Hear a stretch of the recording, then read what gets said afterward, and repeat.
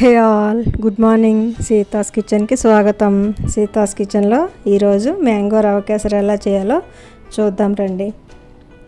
Mango రవ కేసరికి pan పెట్టి 3 spoons నెయ్యి వేసుకోవాలి. నేనైతే 3 స్పూన్స్ నెయ్యి వేసుకున్నాను, మీరు మీకు నచ్చినంత వేసుకోవచ్చు. నెయ్యి కరిగిన తర్వాత జీడిపప్పు పలుకులు వేసి దోరగా వేయించుకోవాలి. హై ఫ్లేమ్లో పెట్టి వేయించొద్దండి, స్లో ఫ్లేమ్లో పెట్టి వేయించుకోవాలి. జీడిపప్పు పలుకులు వేగినాయి కదా, తీసి బౌల్లోకి పక్కన ఉంచుకోవాలి. ఇప్పుడు 1 గ్లాసు రవ్వని వేసి ఇది కూడా స్లో ఫ్లేమ్లో పెట్టి దోరగా వేయించుకోవాలి. ఈ రవ్వ వేగేలోపు 1 గ్లాసు రవ్వకి 2 గ్లాసులు వాటర్ మరిగించి పక్కన ఉంచుకోవాలి.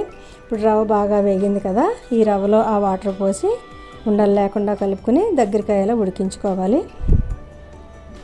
ఈ ఉడికిన రవ్వలో 1 గ్లాసు రవ్వకి 1.5 గ్లాసు చక్కెర వేసుకుంటున్నాను. చక్కెర వేసి బాగా కలుపుకోవాలి. ఇది కూడా దగ్గరికి అయిన తర్వాత యాలకుల పొడి వేసి వేయించి పక్కన ఉంచుకున్న జీడిపప్పు పలుకులు కూడా వేయాలండి. వేసి బాగా కలిపి స్టవ్ ఆఫ్ చేసుకోవాలి. ఇది ఒక 5 నిమిషాలు చల్లారనివ్వాలండి. వేడివేడిగా ఉండగానే మ్యాంగో పీసెస్ కలపకూడదు. మ్యాంగో పీసెస్ కట్ చేసి ఉంచుకున్నాను కదా, అవి వేసి ఇప్పుడు బాగా కలుపుకోవాలి.